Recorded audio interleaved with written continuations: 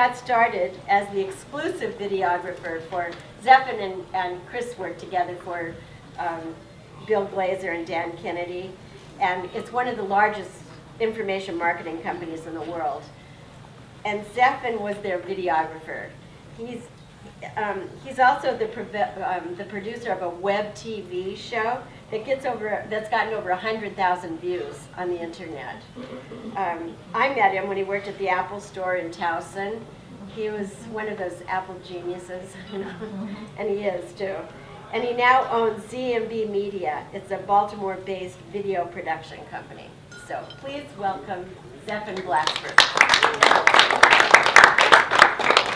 So how do you film a professional-looking video from an iPhone?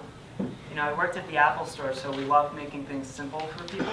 So we basically put together a 3-part formula where you're going to know exactly how to shoot, how to light, how to aim the camera, and what to do to make sure that people are paying attention to your subject when you have a video. It's point, aim, and shoot. It's pretty simple. It's only 3 things to make it look like professional video. So point is all about finding a solid location to film prior to filming. This is all about proper lighting. So obviously here in an environment like this, it's pretty dark. You probably want to stay close to where the lights are. You don't want to stay in the dark. So we're going to get a little bit more into that in just a moment. You know, without proper lighting, no one's really going to pay attention to your video. It's going to be a dark image. They don't know who to pay attention to. They can't really see it. And it's probably going to look like security camera footage, something like this. So I'm sure any of you have a smartphone or a phone with a camera. You've seen a picture like this before. You took it at night. You wanted to know why it looked really grainy, really dusty. You thought that your camera might have even been broken. Well, because these cameras are so small, they're not very good in low light. So we have to know how to film and where to film in the best situation. So you want to avoid filming with the sun behind your subject. If your camera's faced right at the sun, you're going to have a lot of bright spots and no one's going to see what's going on because your subject will be dark black. You won't even see anything. There's no detail. It's all lost. You want to avoid filming in dark places. Obviously in a room like this, it's not ideal, but we can make it work with the lights around the room. We can go to a spot where there's more light as opposed to in the dark. And then you want to take advantage of room lamps, lights, windows, anything that you have. So, you know, up front, if we were filming here, take advantage of the windows up front. There's a whole glass storefront. I'd rather film up there than back in this corner here where there's no lights at all. Potential solutions to problems. So many people go to shoot a video and they forget that they can just turn around 180 degrees and it's different. You know, if I were to shoot somebody in this corner, there's hardly any light. If I point and just turn this way, there's 3, 4 lights, the whole table's lit up, looks 10 times better. You can also get a portable LED light for about $40 on Amazon. They're tiny little things, they have a bunch of LEDs in them. They're cheap, they fit right onto your phone, and you can aim it right at the person that you're filming. So then you can actually film in a dark place, you don't even have to worry about it. So here's some examples. This is going from darkest to brightest. This is all from footage that I've actually shot. These are real examples of videos I've done. So this one, obviously you can see it's pretty dark in the background. And the only reason why this looks okay is because there's a giant whiteboard behind her that actually reflects light back onto her. And so this is going to move darkest to lightest. So here you can see the sun's going down. We don't really have any light on him. Are you really going to pay attention to him, or do you want to know what's going on with that party back there? Because that's where the lights are. Getting a little bit better. We use light from the side. It's a little distracting because it's really bright over there, but at least we have detail back in his face now and we can see what's going on. This is much, much better. Now, this room actually was all glass windows. We really had nowhere to shoot where it was even lighting. And basically it was glass all around. It was super bright outside. You can see there's hardly any detail left. So you want to try to avoid that if you can, but if this is the best you can get, it's pretty darn good. This is perfectly lit. Even across the face, you know exactly who you're looking at in the picture. You're not concerned about what's going on in the background. And just one more, evenly lit, both complexions, light or dark. Next one is aim. And this is what does the image look like before you hit record. So you want to make sure that you set this up before you even hit record. And where's your subject placed? And I have some examples for you guys in just a second. But since we're discussing videos that promote an organization, You want to make sure that the audience is staying on the video as long as possible, because most likely you're not asking for money up front. You're not asking for someone to buy something up front. You're asking at the end of it because you want to build that trust. And so you want to make sure that they're watching all the way through. So it comes down to three things: image composition, subject alignment, and image contrast. So we're going to show you easy examples, so don't think I'm just throwing out a bunch of big words. You'll know exactly what I'm talking about. So the rule of thirds, you might have heard this if you've heard anyone who does anything with photography. Imagine just a tic-tac-toe board right across your image. You want to have your subject at the intersection of two of those lines. So typically, you've probably seen tons of videos where someone's sitting here on this side, or maybe they're sitting on this side, and their face is about here and their body sits right here. That's naturally where our eyes are going to look when we watch a video. So if I put our head down here, and I have the rest of the spacer, you're going to want to know what the room looks like and what's going on back there. What's the point in that? Use lines to guide your eyes. So you might notice here there was actually a design against the back wall that went this way, and it actually brings your eyes in towards her. We also use the line of this table and the room itself to guide you away from that side of the room and to make sure you actually pay attention to her. You want to leverage vibrant colors and objects in the room. So we made sure this was a plain black chair. We didn't want it to be tie-dye, polka dotted. We don't want people to look at the chair. We want people to look at her. We also use things like plants to hide stuff. So in the corner there were like outlets and a bunch of wires and things you didn't want to look at. We just put a plant in front of it, so people don't look at it anymore. Same thing goes for the window. You might actually not be able to see it from back there, but there's actually a flower in the window there because it's so bright. It is a little blown out. We tried to distract people and make it look a little nicer. So here's some examples. So this was a really ugly wallpaper wall. It was just dots on it. And if you put a person directly in front of it and shoot straight on, it's just lines going through their head. Rotate them 45 degrees. I now have lines that are pointing upwards towards her and downwards towards her. So your eyes are naturally drawn to her. You don't care about what's going on over here. Same thing here. Notice we have a line that's pointing towards her. We also took advantage of the tree line back here in the stadium that's behind her, and you'll see that right there. We always guide the people's eyes to the subject of the video. Now this one's a little more complicated. We were in Times Square. This was actually a really run and gun event. We had no time to set people up. But did you see that person smiling right there in the middle?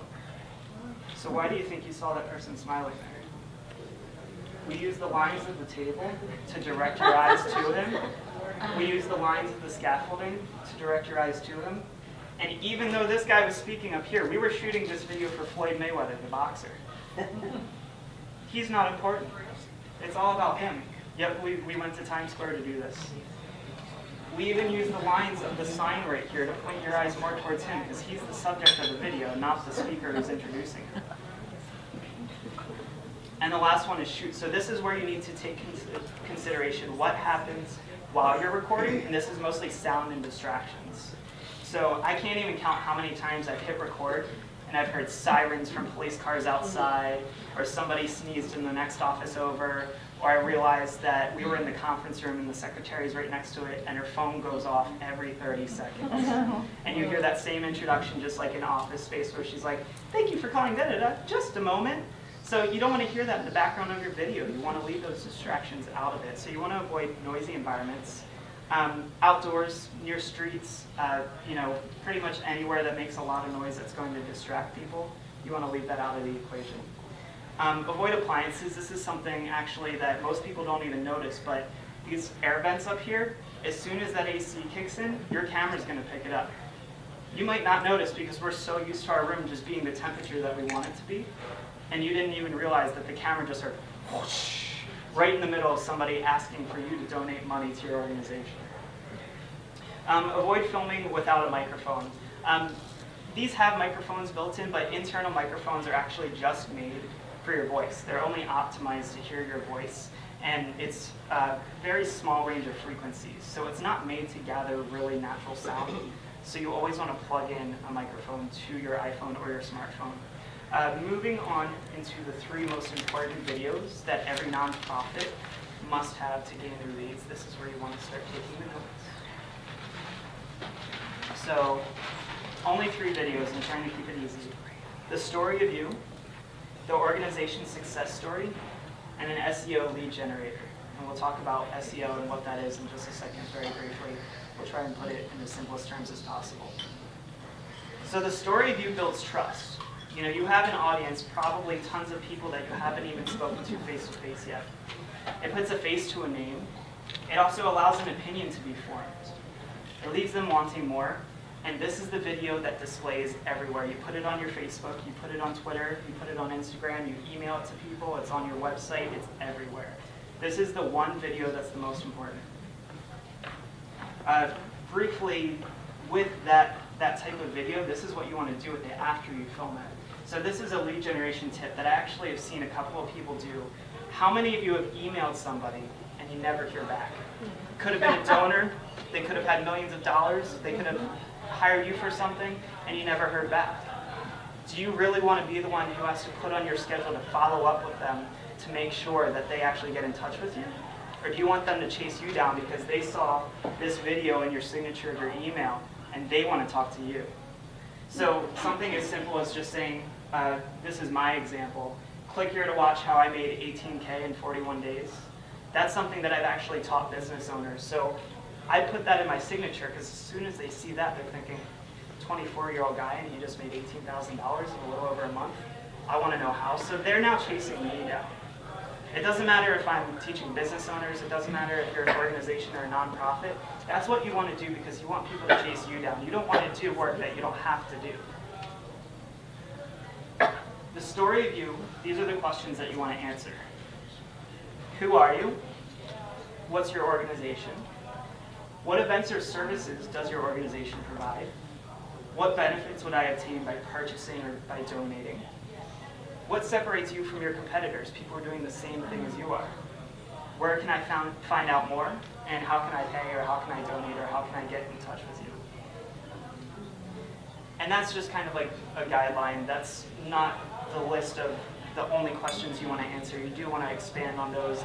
If you guys have held some sort of charity event or something that raised all this money, you definitely want to talk about that stuff and bring that up. An organization success story, this is almost the same as having a testimonial. And so a success story, anyone can just jump out there and spill what they have to offer, but why should somebody be interested in you? A success story backs up your organization without losing trust and increases conversion exponentially.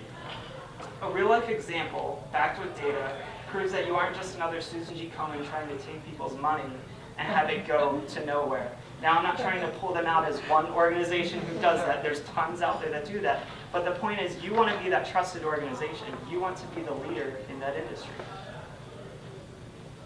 So it introduces the mission and the history of your organization. You discuss how you've accomplished what you've already accomplished. You point out the problem that you want to solve.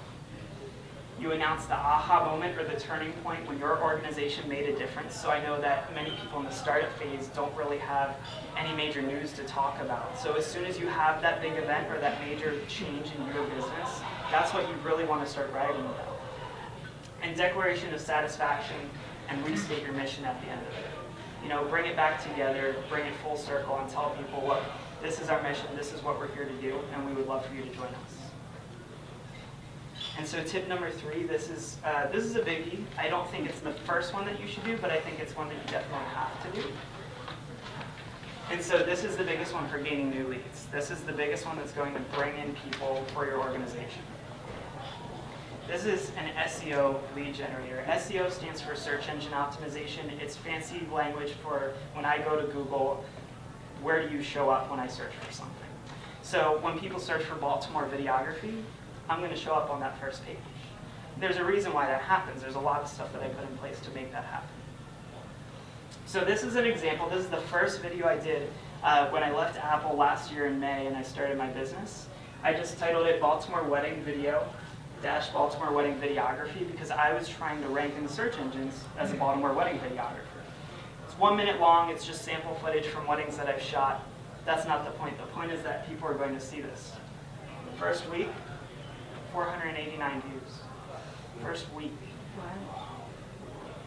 Put the same video on Vimeo, did the same thing. I put a nice title in it. I put information in the description with those keywords, Baltimore, wedding, videographer, video, any keyword you can think of. We added 94 additional views in the first week. Something over 500 people saw my video in 1 week. I then, at that time, got a call. I was hired by AAA. I have videos that are playing in the Philadelphia Eagles Stadium, the Philadelphia Flyers arenas. I got invited to work at the White House for a day with the Department of Homeland Security with Secret Service clearance. And someone called me from Chicago with an antique car company. They wanted me to come take video of a car they were trying to sell. That one video. I didn't do anything else after that because that set the ball in motion. So how did I do it? Because obviously it's not just like, let's make a video, throw it out there, and boom, I have 500 people. There's a couple of tricks. I did keyword research. So I first Googled Baltimore video. I looked at what pages were coming up. And people weren't calling their website Baltimore video. They were saying Baltimore videographer. So I knew that videographer was one of my words. Baltimore, obviously, because I was trying to work with the local community. And then I started looking around and I saw film or filmmaker or independent filmmaker. And I started finding all these other words that all the other people on that first page of Google were using. And they became mine. I chose those words and I combined them to get the right target. Next to that, title, tags, and description. So on YouTube videos, this is kind of what you see when you go to any YouTube video. The title is obviously the title of the video. That's where YouTube first looks to find out, what are you about? What's your video about? Because YouTube doesn't have eyes. They have to play off the text. So they use your title, they use your description, and then you don't actually see it here, but there's an option both when you upload from the iPhone or from YouTube's website to add in tags. And that's where you want to put in about 5 to 7 keywords that you want people to search for when they find this video.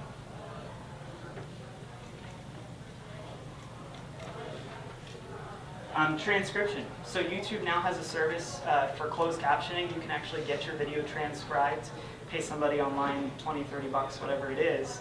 And a little trick, Fiverr.com. I don't know if any of you have heard of it. It's Fiverr.com. It's things people will do for $5.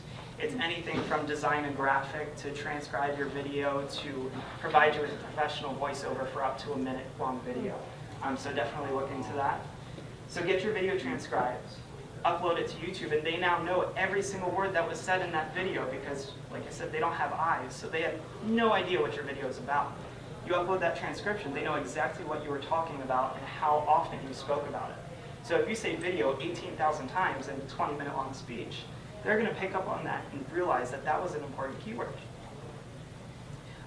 Drive traffic from social media right away. This is kind of a tip that I picked up from somebody just in practice with this. When you upload a video to YouTube and you just let it sit there and hope that people will come to it, YouTube won't rank it as high in the search engine results. So if I share it on Facebook and I send it to my mom and my grandmother and I say, hey, I need you guys to watch this today, and I get like 40, 50 people to watch it right off the bat, I'm going to get more views right away. That's just how YouTube works. They see that it's a popular video. They know that people are demanding your video because if someone views it the second it's live and available, that means that people want it and that you're sending people to it. And then backlinks. So backlinks are essentially how many other websites out there are linking to your video. So if I have this video on my website, that's one backlink. If this video is about wedding videography and I just got featured in some Baltimore wedding magazine and they have an online website with my video on it, that's another backlink. The more websites linking back to your video, that's how YouTube knows that your video is important. So if you share this with people and they're posting it to their blogs, to their Twitter, to their Facebook, the more links back to that video, YouTube will start bumping it up even higher. And that's how a video just like that happened. 500 new potential prospects for my small business that I created maybe 3 weeks prior. So not too bad. So this is kind of like the ultimate kit for how you can do this. This is the best way. You can do it with just your iPhone. You can start there. That's not a problem at all. But if you have about $200 to invest, you get yourself a microphone, you get a tripod mount, you can get a $20, $30 tripod off of Amazon or from Target. And then these 3 apps, so the camera app you already have, YouTube app is free, And then iMovie, it's either $5 or free. They might have changed it. I don't remember. But iMovie for the iPhone. You can also do this on the iPad or the iPod Touch. So I know a lot of people I already saw have iPhones in the crowd, but if you don't have an iPhone, but maybe you have an iPad, you can do this all on your iPad as well. That's the little LED light that I was telling you guys about. This actually fits right into the headphone jack of your phone, so you can actually just aim it at whoever you're filming right on the spot.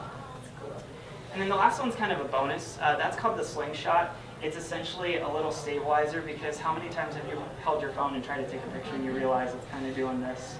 I do it too. I'm only 24 years old.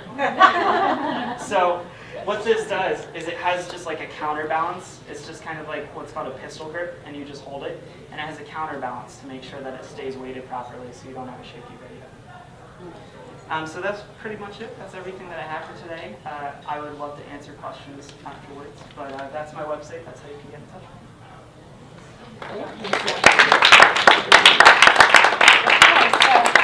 Does anyone have any questions for me, or hopefully them?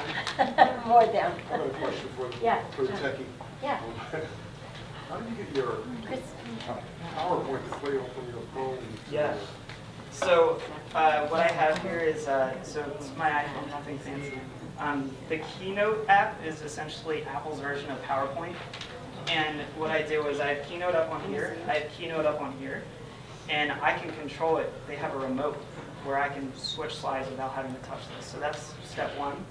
Step two is we just hooked up an Apple TV. They're like $100, but you get so much more with it than just that feature. And this wirelessly streams everything that this screen sees to here.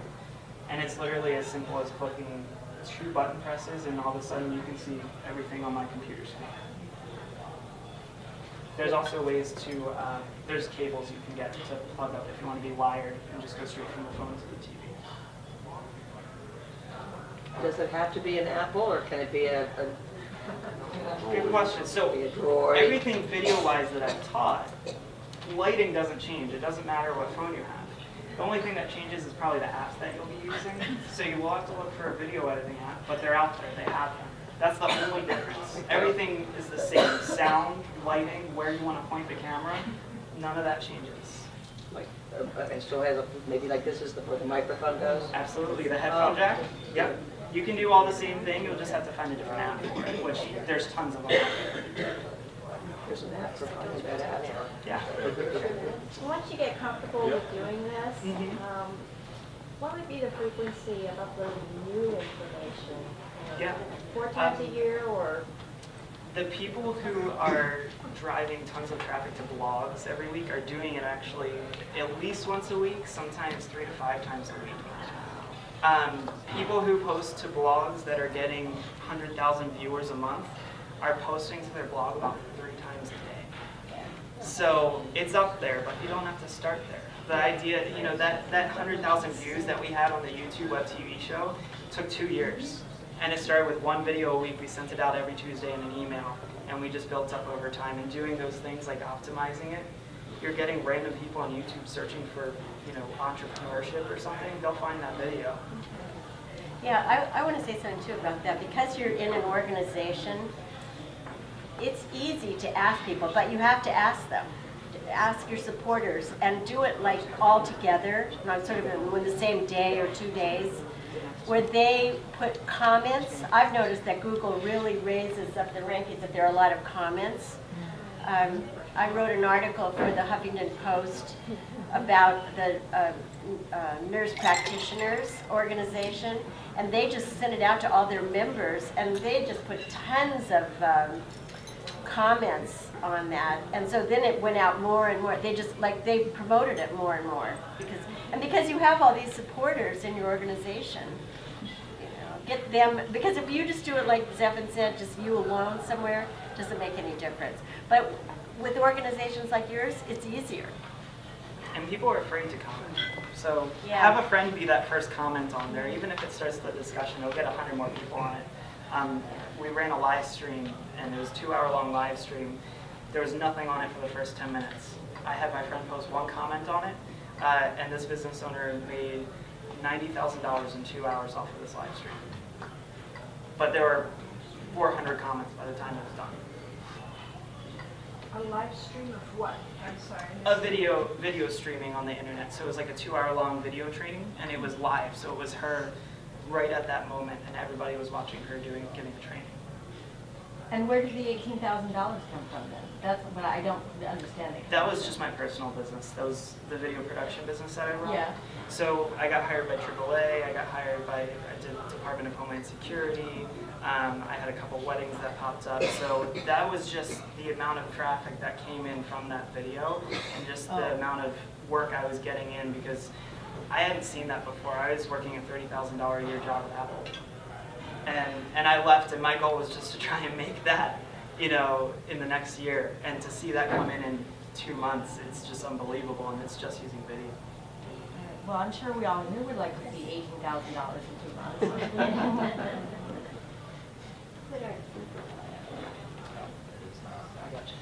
Any other questions or thoughts? Oh yeah.